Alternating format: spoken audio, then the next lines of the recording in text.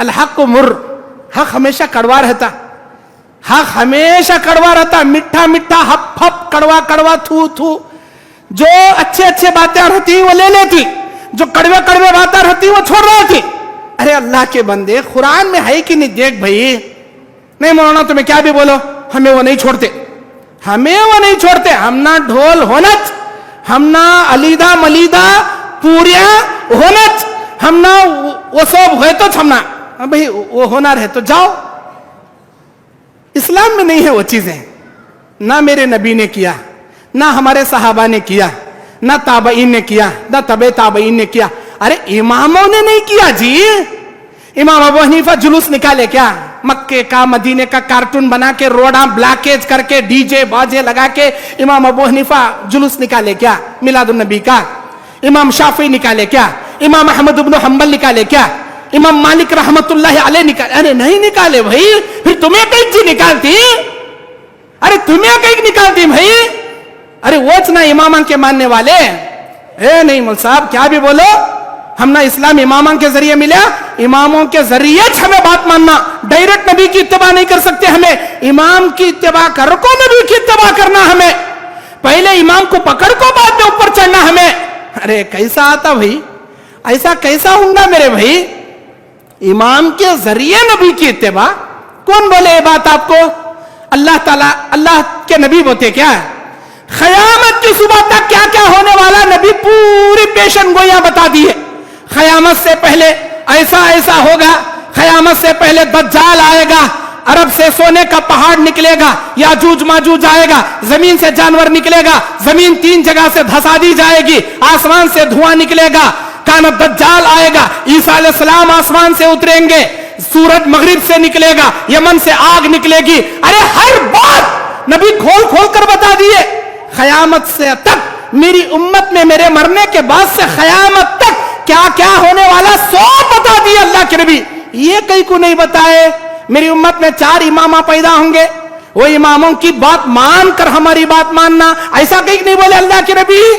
اللہ کے نبی نے کیا کہا؟ جس پر میں میرے صحابہ آج قائم ہیں ویسا عمل کرنے والا جنت میں جائیں گا. اب نبی کے صحابہ کیا اماموں کی بات لے کو نبی کی بات مانے یا ڈائریکٹ قرآن اور حدیث پر عمل کرے؟ صحابہ ڈائریکٹ قرآن اور حدیث پر عمل کرے. ہم لوگ صحابہ کے جیسا ڈائریکٹ قرآن حدیث پر عمل کرے تو کئی کو جنت میں نہیں جاتے. کیوں نہیں جاتے؟ جب صحابہ جا سکتی ہم کیوں جی نہیں جا سکتے؟ نہیں مولوی صاحب, وہ 4 امامہ میں سے کسی امام کو گھٹ پکڑے تو جنت میں جانے کا. اچھا آپ لوگ چاروں اماموں کو پکڑ لیتی کیا؟ کسی ایک کو نہ مانتی, 4 اماموں کو بھی نہیں مانتے. کوئی بھی حنفی ہو, شافعی ہو, مالک ہو, حنبلی, کوئی بھی ہو, چاروں امام میں سے کسی ایک امام کو مانتا, 3 اماموں کو انکار کرتا, ایک امام کی تقلید کرتا, 3 اماموں کا انکار کرتا. انہوں بولتا کہ ہم اس امام کے ماننے والے, ہم اس امام کی تقلید کریں گے, ہم اس امام کی بات مانیں گے, باقی کی 3 اماموں کی بات نہیں مانیں گے. اچھا آپ لوگ 3 اماموں کا انکار کر کے ایک امام کی بات مان کے اپنے آپ کو اہل سنت والجماعت کہہ سکتے ہیں, تو ہم لوگ 4 اماموں کا انکار کر کے اماموں کے امام نبی آخر الزمان جناب محمد رسول اللہ کی پیروی کر کے ان کی اطاعت و اتباع کر کے ہم کیوں جنت میں نہیں جا سکتے؟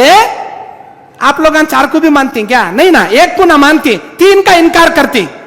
3 کو انکار کر کے کسی ایک کو مان کے آپ اپنے آپ کو اہل سنت والجماعت بول رہی. ہم لوگ 4 امام کی صرف وہ باتیں انکار کرتے ہیں جو قرآن اور حدیث سے ٹکراتی ہے. وہ باتیں ہم انکار نہیں کرتے جو قرآن حدیث کے مطابق ہے, صرف وہ باتیں ان کے کہنے کے مطابق. اماموں نے کہا من صح اذا صح الحدیث فهو مذہبی, جب صحیح حدیث آ جائے وہی میرا مذہب ہے. جب میری بات نبی کی بات میں ٹکراؤ پیدا ہو جائے, میری بات چھوڑنا, نبی کی بات لینا, یہ اماموں نے ہم کو بتایا. ہم اماموں کے بتانے کے مطابق اللہ کے نبی کی وہ بات لیتے ہیں جو امام سے ٹکرا رہی ہے. امام کی چھوڑتے نبی کی لیتے, لیکن نبی کی چھوڑ کر امام کی نہیں لیتے. ٹکر دونوں میں آ گئی. نبی کی چھوڑ کر امام کی نہیں لیتے, امام کی چھوڑ کر نبی کی لیتے. آپ لوگ 3 اماموں کا انکار کر کے ایک امام کی تقلید کر کے جنت میں جانے کا دعویٰ کر سکتے ہیں. ہم 4 امام کی وہ باتیں جو قرآن حدیث سے ٹکر کھاتی ہیں چھوڑ کر قرآن حدیث پر عمل کر کے जन्नत में क्यों नहीं जा सकते? क्यों नहीं जा सकते? एक मिसाल बताता हूं मैं। नमाज में सिर का मसा अगर 4 इमामों के मजहब को तोला जाए, देखा जाए, तो शाफी मजहब में सर जर्रे ऐसा ही कच्चे बाल को सर सामने ऐसा छील लिया तो सिर का मसा हो गया। मालिकी मजहब में दूसरा हिस्सा तक, यहां तक जाना, या भिगा लेना, यहां तक सिर चढ़ा लिए, मसा हो गया। हंबली मजहब में सुलसर यहां से लेकर यहां तक जाना, यहां से यहां तक गए तो मसा, अच्छी बात। हनफी मजहब में रुबासर, चौथा हिस्सा, आगे से ले फिच्चा तक जाना, यहां लीड़े को उतर जाना गर्दन में से, वापस नहीं आना। हमारे नबी की सुन्नत क्या कहती वो देखो, हमारे नबी की हदीस क्या कहती। इमाम शाफी यहां आग बढ़ गए, इमाम मालिक यहां आग बढ़ गए, इमाम अहमद इब्न हंबल यहां ले लिए, इमाम अबू हनीफा यहां तक गए, लीड़े को उतर गए।